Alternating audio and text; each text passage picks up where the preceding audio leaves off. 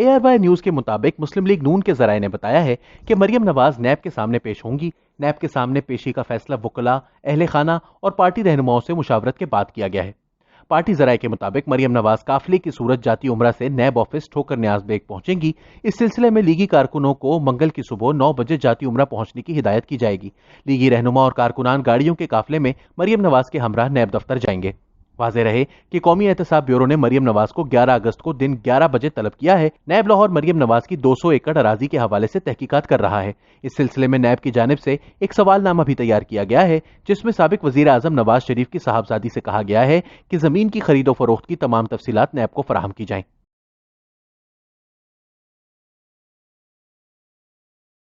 नैब ने सवाल किया है कि जमीन की खरीदारी के लिए फंड्स कब और कहां से मैनेज हुए।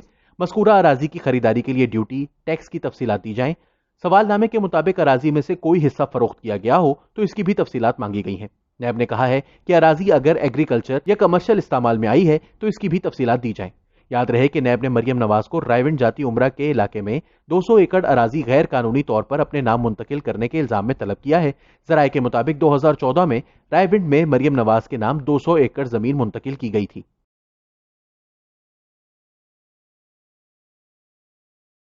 याद रहे कि गुज़िश्ता बरस भी मरियम नवाज को अगस्त ही के महीने में नैब की जानिब से गिरफ्तार किया गया था। मरियम नवाज को 8 अगस्त को उस वक्त गिरफ्तार कर लिया गया था जब वो अपने वालिद साबिक वजीर आजम नवाज शरीफ से मिलने के लिए कोट लखपत जेल पहुंची थी। मरियम नवाज को उस रोज चंद घंटे के बाद नैब ने पेशी पर बुला रखा था, लेकिन इन्हें पहले ही गिरफ्तार कर लिया गया। मरियम उस वक्त मुख्तलिफ शहरों में जलसे कर चुकी थी और फैसलाबाद, कोट मोमिन और सरगोधा में इनके तारीखी इस्तकबाल हुए थे, जिनको मीडिया पर बिल्कुल भी कवरेज हासिल नहीं हो सकी थी, लेकिन अवाम की जानिब से इनको खूब पजीराई मिली। इनकी जानिब से वजीर आजम इमरान खान पर कड़ी तनकीद जारी थी और खास तौर पर भारत में नरेंद्र मोदी हुकूमत की जानिब से कश्मीर को इंडियन यूनियन टेरिटरी में जम करने पर उन्होंने पाकिस्तानी हुकूमत को जिम्मेदार ठहराया था।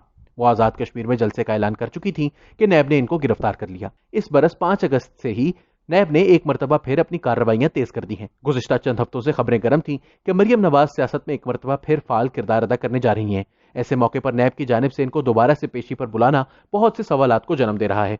मुस्लिम लीग नवाज की जानिब से मरियम नवाज को कारकुनान के काफिले के साथ नैब दफ्तर भेजने का फैसला भी इसी तनाजुर में देखा जा रहा है कि पेशी के दौरान अचानक गिरफ्तारी से नैब को रोकने के लिए इस पर अवामी दबाव बरकरार रखा जाए और मरियम नवाज जिस वक्त नैब दफ्तर पहुंचे तो कारकुनान की इतनी बड़ी तादाद दफ्तर के बाहर जरूर मौजूद हो कि यह गिरफ्तारी अमल में लाना मुश्किल बनाया जा सके।